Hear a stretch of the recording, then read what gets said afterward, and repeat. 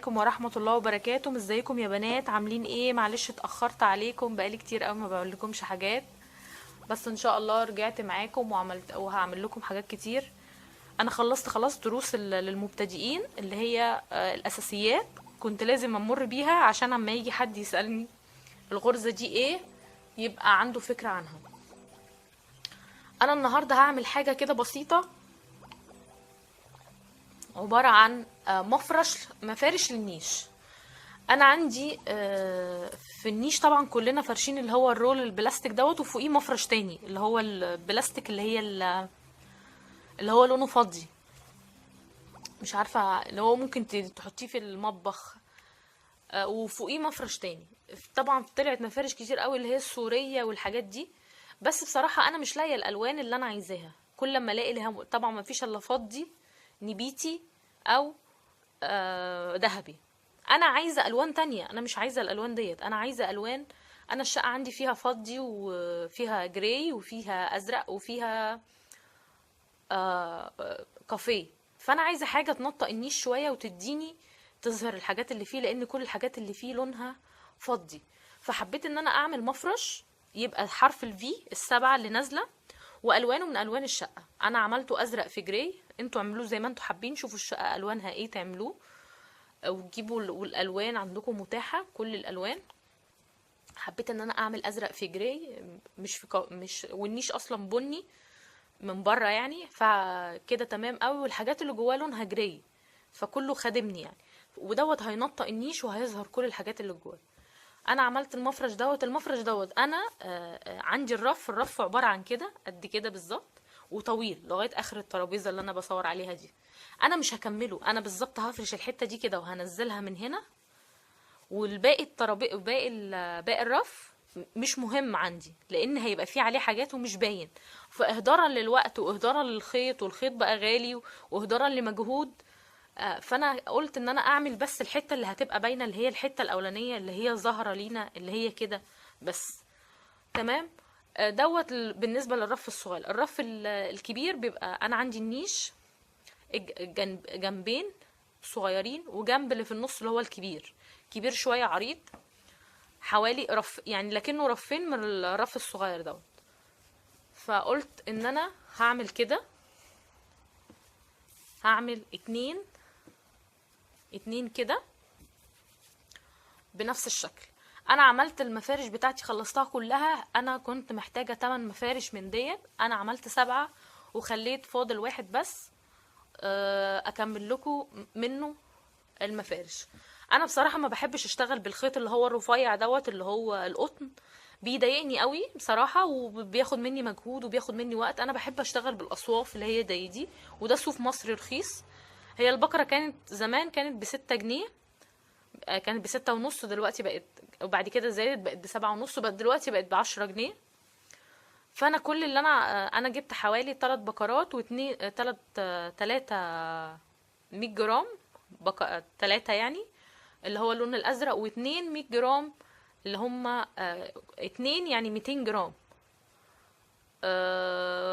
يعني هو المفارش كلها خدت 500 جرام، وبعد كده اشتريت تاني حوالي قولوا مثلا 100 جرام حاجة كده، اللي هما من البقر الصغير ده، ما لقيتش الكبير ده 40 جرام، فقولوا مثلا 100 جرام تاني يعني. فهم خدوا مني حوالي اربع بقرات من الازرق، البقرة الواحدة 100 جرام، يعني 400 جرام، وبقرتين لونهم جراي. تمام. اللي هما الرصاصي 100 جرام برضو. ده هيوفر علينا كتير، وفي نفس الوقت لما انت تعملي المفرش مش طويل هيوفر عليكي كتير برضو. لو انت عايزاه تعملي طويل مفيش مشكلة خالص، تكملي اللي انت عايزاه براحتك يعني. اراء يعني، كل واحد ورأيه وكل واحد حر طبعا. ممكن تعملي بقى، عندي فكرة ليكي، ان انت لو انت عايزة تعملي المفرش طويل تعملي 2، لان انت طبعا لما تفضلي تطولي فهيطول معاكي الايه، حرف السبعة، وهيفضل معاكي اللي هما الجناب دول يفضلوا يطولوا. لا، فانت توقفي مثلا كده، يبقى ده كفاية خالص، وتدمجي وتعملي 2 وتقفليهم مع بعض، هيبقى بالشكل ده اهو، هيبقى بالشكل ده كده. مش حابة وحابة تعملي زيي براحتك برضو، مفيش اي مشكلة. تمام. انا النهاردة بقى هبتدي معاكم واحد اخر واحد، هعمله معايا في المجموعة اللي هو السابع وبس. ويا رب يكون سهل عليكم وبسيط. والفكرة دي استمدتها من فكرة الشال، ده الشال اللي هو السبعة بتاعنا. الفكرة دي استمدتها منه، اللي هي حرف الفي، فهو ده سهل واحلى حاجة يعني. والغرزة ديت، الغرزة دي حلوة قوي وشكلها شيك، مش مفتحة قوي وفي نفس الوقت مش مقفلة. هي الصدفة في منها اسمها، هي الغرزة دي اسمها الصدفة، دي مش مصمطة. في الصدفة المصمطة يعني ما فيهاش فتحات كده، وفي منها اللي هي ما بتبقاش مصمطة. تمام. طولت عليكم ورغيت كتير، بس حبيت اشرح لكم انا اعمل ايه بالمفرش، وانتوا وظفوه زي ما انتوا عايزين تحطوه على المكتبة وتعملوه مربع كده وتكملوه على المكتبة، لان طبعا المكتبة لازم يعني تكملوا المفرش، لان المكتبة ما بتبقوش رصين عليها حاجات كتير زي النيش بيبقى رصين كل الرف حاجات كتير. عايزين تكملوه كده للمكتبة كملوه. عايزين تعملوا مفرش مربع اصلا وتعملوه وتتنوه برضو احسن يعني. برضو اللي يعجبكم يعني، الفكرة اللي تعجبكم اعملوها. انا بس حبيت اشرح لكم الفكرة ديت، والفكرة دي ممكن تفضلوا تكملوا لغاية ما تعملوا شال، وانا ان شاء الله هعمل معاكم شال قريب يعني. تمام. هنبتدي بقى مع بعض عشان رغيت كتير قوي. انا زي ما قلت لكم الخيط اللي عندي ده خلص ال 100 جرام، فجبت دول. هو في فرق شويه في اللون، هو مش باين قوي في الكاميرا، بس هو باين عندي انا يعني. فانتوا حاولوا اما تيجوا تجيبوا الحاجه تجيبوها بزياده شويه. تمام. انا بقى هبتدي النهارده اعمل معاكم اللي هو الحرف الفي ده. المفرش دوت حوالي هنشوف مع بعض كام صف دلوقتي. بصوا، ده اول صف، 2 3 صفوف واتنين جراي، وهنكمل الباقي. بس احنا ما بنبتديش المفرش من هنا، بنبتدي من هنا يعني. بنعمل الازرق، بنعمل من هنا ده الاول وبعد كده نطلع. تمام. هوريكم ازاي. اول حاجة خالص بنعمل معانا عقدة البداية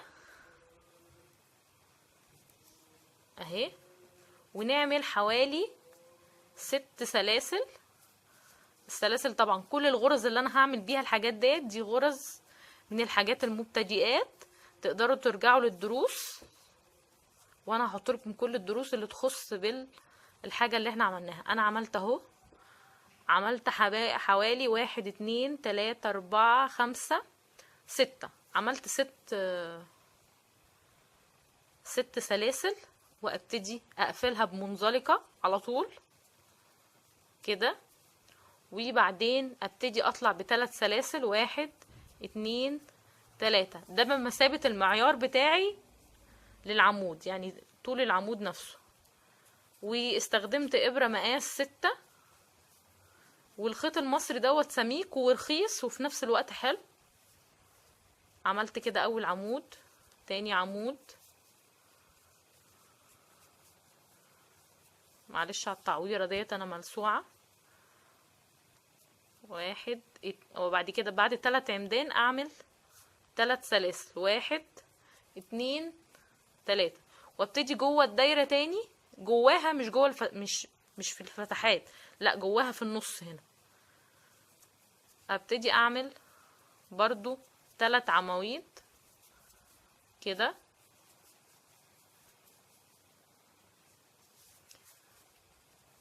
ده اخر عمود. تمام. عملت اهو 3، ده بمثابة الدور الاولاني. نعمل ايه بقى عشان الدور التاني؟ هقول لكم حالا اهو. نبتدي بقى نعمل الدور التاني هنلف الشغل بتاعنا ونبتدي نشتغل 3 سلاسل، 1 2 3، ونبتدي ندخل في نفس المكان اللي دخلنا فيه السلاسل اللي هو ده. تمام. هنعمل 4، مش هنعمل 3 عواميد يعني. عملنا ال3 سلاسل بتوعنا، هنعمل 4 عواميد. تمام. هنعمل ايه؟ 4 عواميد. هندخل في الفتحة اللي احنا طلعنا بيها من ال3 سلاسل قصدي. تمام. معلش انا ايدي بتعمل كده لان انا بشتغل، انا بص على الكاميرا اصلا، يعني انا الكاميرا قدامي وانا بشتغل من الكاميرا. فعشان احاول اشوف انا ماشية صح ولا لا. اهو عملت كام عمود؟ 4 عواميد، تمام. وبعدين ابتدي اخش هنا على طول من غير اي حاجة، من غير اي فاصل ولا اي حاجة كده. نعمل العمود، نعمل عمود هنا، ادي 1 2 2 3.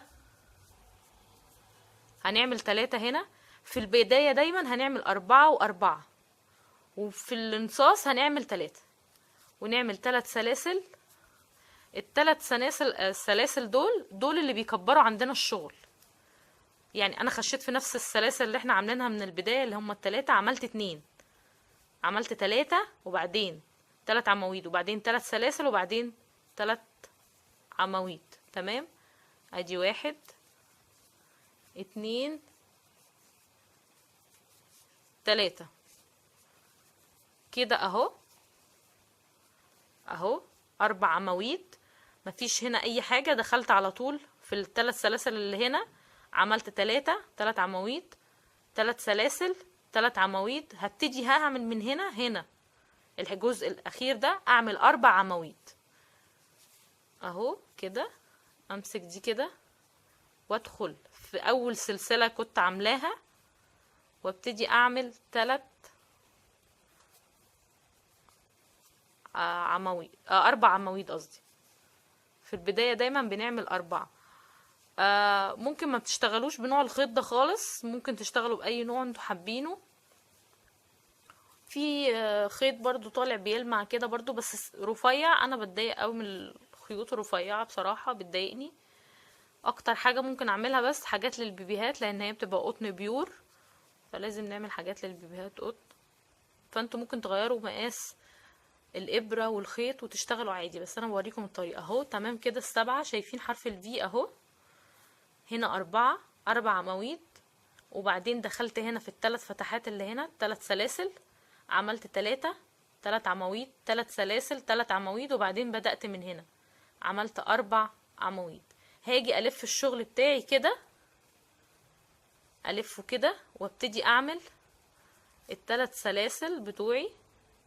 في بداية كل شغل بنعمل بداية كل صف 3 سلاسل، وبعدين ندخل في الفتحة دي اللي هي عملنا فيه طلعنا منها بالثلاث سلاسل، نعمل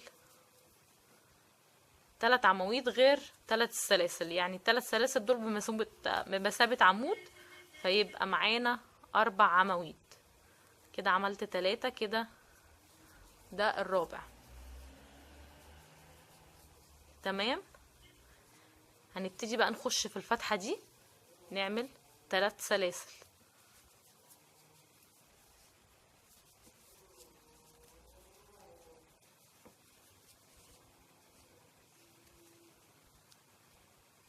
ثلاث سلاسل برضو، تمام.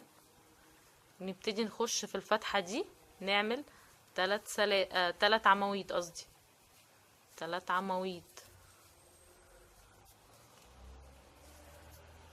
اللي عايز يعرف العواميد والسلاسل وقفل الدايرة والحاجات ديت انا كلها موضحاها في فيديوهات لوحدها، والفيديو بيبقى حوالي 2 او اقل من كده عشان للشرح بس. هنعمل بقى ال3 سلاسل. يعني في الفتحة دي بالذات بنعمل 2، مش بنعمل واحدة بس، ونطلع ب3 عواميد.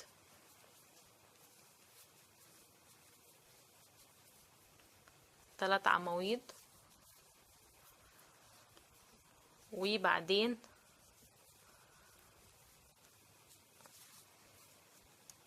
اهو كده زي ما انتوا شايفين، وبعدين هنا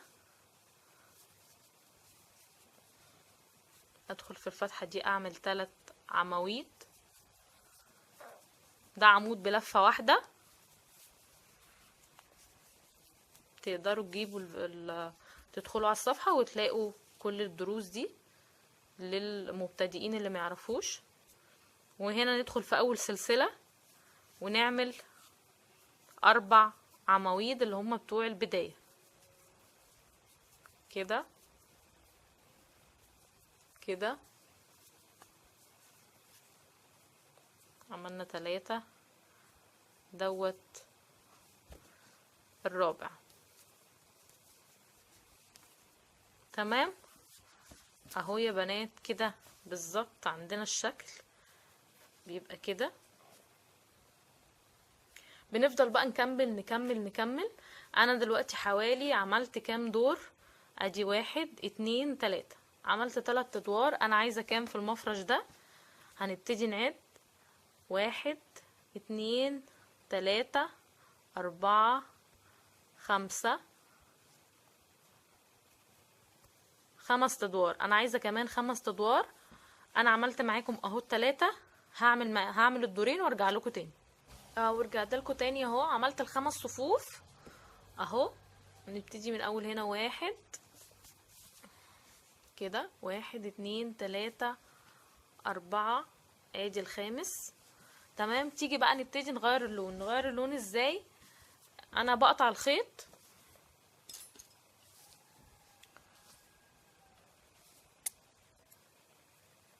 بخليها كبيرة شوية عشان اعرف اشيلها بالتنظيف، وبعدين ابتدي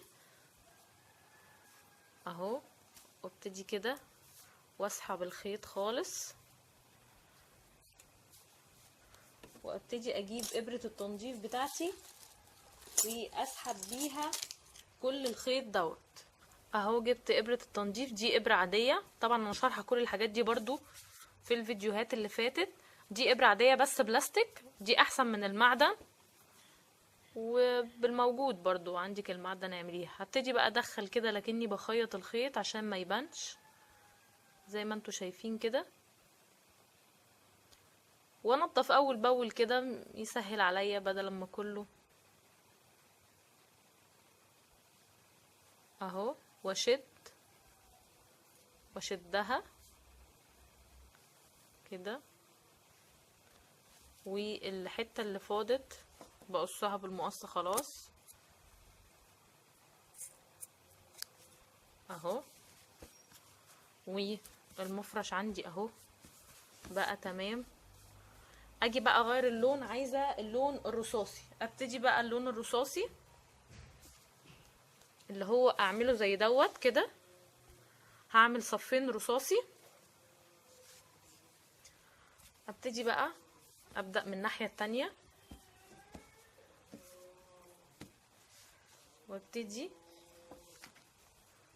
اعمل كده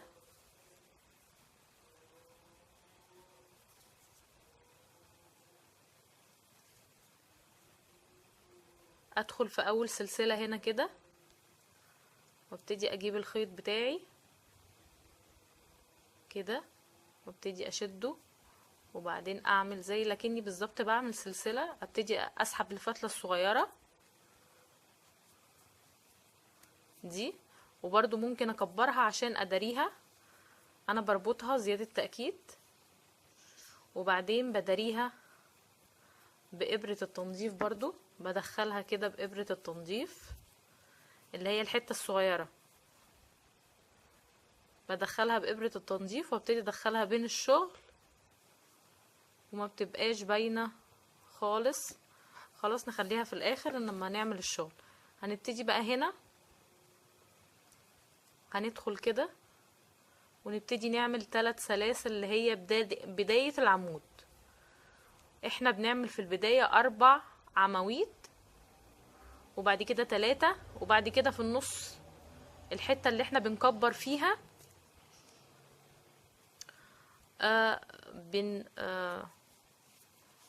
الحتة اللي بنكبر فيها اللي هي في النص بنعمل 3 و3 سلاسل و3 عمود اهو.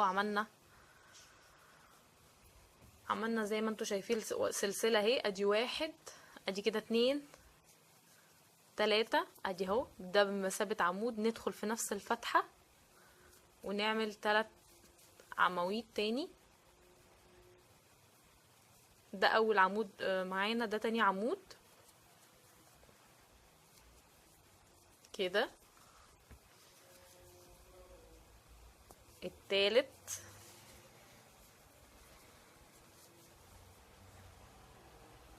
لو في اي حاجة مش واضحة قولولي في الكومنتات، وانا ان شاء الله عيني ليكم واعمل لكم فيديو مخصوص للحاجات اللي انتوا عايزين تعرفوها.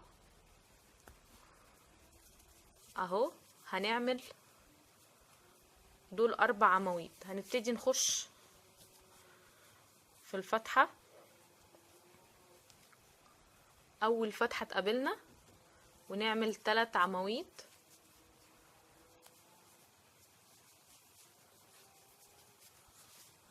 وبعدين نخش وبعد كده في الفتحة اللي بعديها 3 عواميد على طول من غير اي فاصل او سلسلة او اي حاجة. اهو الفتحة اللي بعديها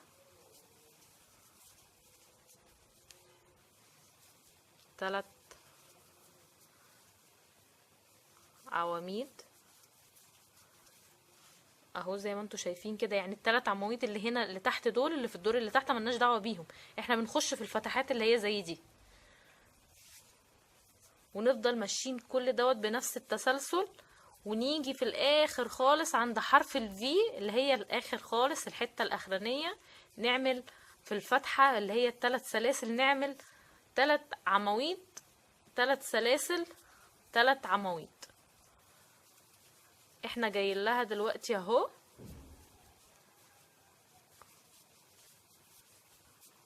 اهو دي الفتحة اللي في النص اهي 3 سلاسل، نعمل 3 عواميد، 3 سلاسل،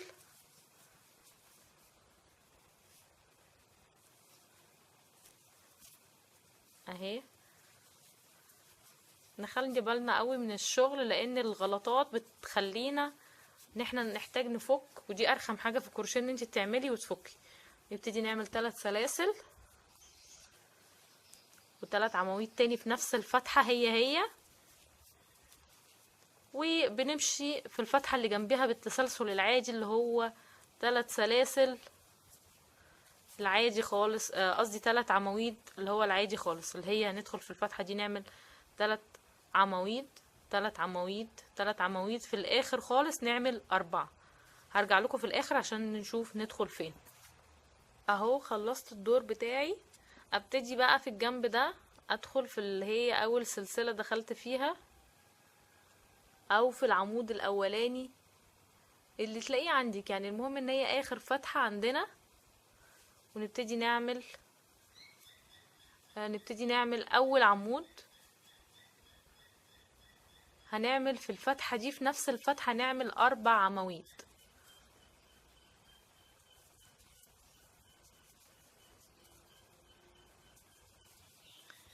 في نفس الفتحة نفسها. هخلصها حالا واوريها لكم اهو زي ما انتوا شايفين كده، ده الشكل. ابتدي اعمل الدور التاني، اقلب الشغل كده وابتدي اطلع ب3 سلاسل، ونفس الفتحة اللي عملنا فيها ال3 سلاسل نطلع بيها ب3 عواميد كمان عشان يبقوا كلهم 4، المجموع كله يبقى 4 عواميد. وبعدين نخش في الفتحة ديت نعمل 3 عواميد، 3 عواميد، وزي الادوار اللي بعديها. اخلص الدور وارجع لكم تاني عشان ما اطولش عليكم ويكون الفيديو طويل. اهو يا بنات خلصت الدور التاني، وبقى كده مجموع الادوار عندنا 7، 5 ادوار بالازرق و2 باللون الجري اللي هو اللون الرصاصي.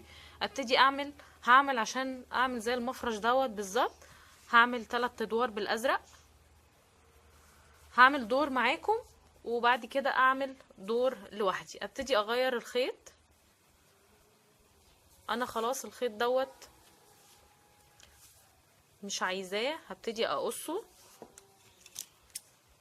اخليها طويلة عشان اعرف اداريه، واسحب واشد واجيب ابرة التنظيف بتاعتي وابتدي ادخله بين الشغل بتاعي. اهو سحبت الخيط بتاعي بين الشغل ومبقاش باين خالص. ابتدي بقى من الدور الجديد اللي هو اللون الازرق، ابتدي اجيب الخيط بتاعي واعمل من الجنب التاني ده، اعمل برضو ادخل في اول سلسلة خالص هنا بالابرة، وابتدي ادخل الشغل كده زي ما انتوا شايفين واشده، ودي برضو هتدخل بين الشغل في الاخر. انا كده اهو ربطت الخيط بتاعي، ابتدي بقى اعمل 3 سلاسل. ممكن اداري الخيط بتاعي ان انا اعمل كده، والحتة اللي تفيض نقصها كده. ادي 2 ادي 3، ده كده 3 سلاسل. ابتدي اعمل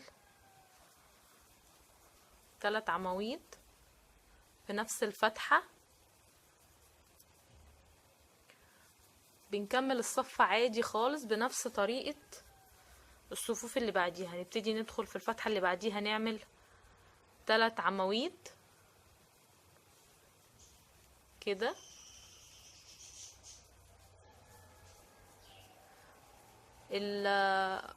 زي ما قلت لكم الغرزة دي اللي هو اللي احنا عملنا بيها المفرش دي اسمها الصدفة المصمطة، الصدفة المفرغة. في منها الصدفة المصمطة ما بتبقاش فيها فتحات خالص. ممكن بقى المصمطة دي تعملي منها بلوفر او كده. دي دايما بيعملوا منها الشلات. اهو زي ما انتوا شايفين كده عملت 4 عمدان، 3 سلاسل، 3 عمدان، 3 عمدان، واكمل بنفس الطريقة كل الشغل بتاعي كده وارجع لكم تاني. يا بنات ورجعت لكم تاني. خلصت الادوار، عملت 3 بنفس الطريقة. عملت هنا 5 ادوار وبعدين دورين وبعدين 3 ادوار بنفس الطريقة. بنعمل في البداية 4 عمدان وبعدين 3، وبعدين هنا بنيجي في الفتحة ديت بنعمل 3 عمدان، 3 سلاسل، 3 عمدان، وبنبتدي بنفس الطريقة دي. تمام. هنا كده خلاص خلصت الشغل بتاعي وخلصت الطول بتاعي. لو عايزة اكمل ابتدي اعمل صفوف تاني، لكن انا خلاص كده خلصت. هبتدي ازوق الحتة دي كده اخليها شكلها حلو. هعملها بغرزة المنزلقة. ابتدي هنا خلاص خلصت في النهاية، ابتدي اطلع ب3 سلاسل بمثابة المنزلقة يعني، او سلسلة واحدة. تمام. وبعدين ابتدي ادخل هنا كده عشوائي في الحتت العشوائية اعمل كده. برضو غرزة المنزلقة في فيديو بيوضح غرزة المنزلقة للي ما يعرفهاش. اهو بندخل كده عشوائي في الفتحات عشوائي، بس بنديها شكل وتخليها تعمل لنا برواز كده شكله حلو. اهو زي ما انتوا شايفينه كده بتديها شكل حلو يعني في الاخر كده. بندخل الخيط وبعدين بنخرجه يبقوا فتحتين، وبعدين نسحب الاتنين نفس الموضوع، وهكذا طول ما احنا ماشيين. بندخل الخيط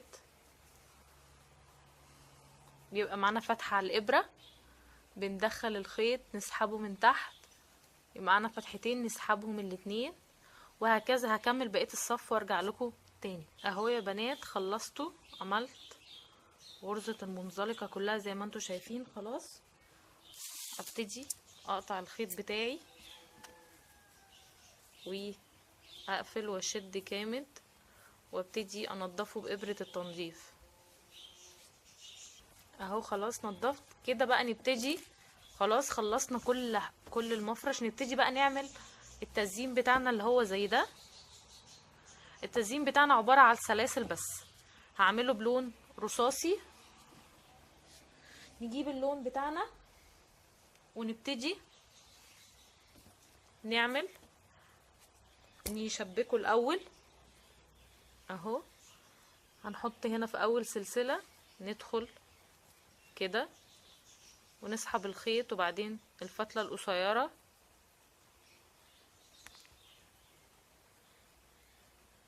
كده، وبعدين بربطه ربطة عشان ما يفكش مني. تمام.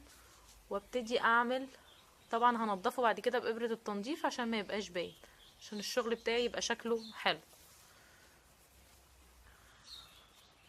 ابتدي اخليها ورا دي كده. ابتدي بقى ابتدي اعمل حوالي 4 سلاسل.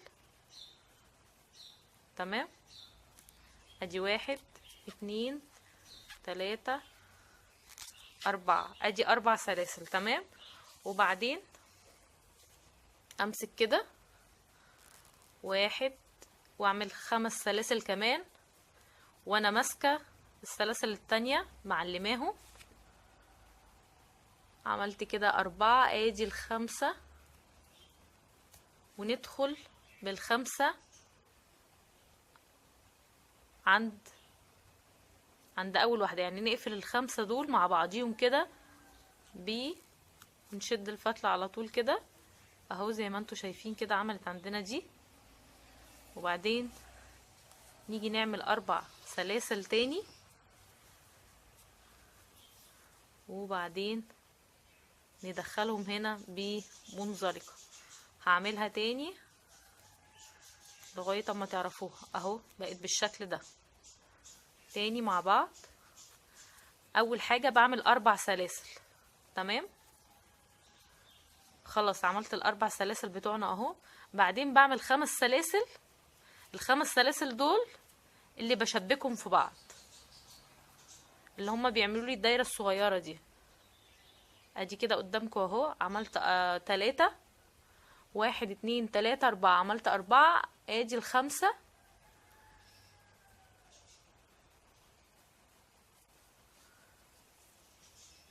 اهو. نيجي هنا ملناش دعوه بال4 اللي تحت، ال4 سلاسل اللي تحت احنا بنقفل من بعد ال4 كده اهو. وبعدين نعمل 4 سلاسل. هعملها لكم كذا مرة عشان تعرفوها. وبعدين بندخل في الفتحة اللي هي هنا،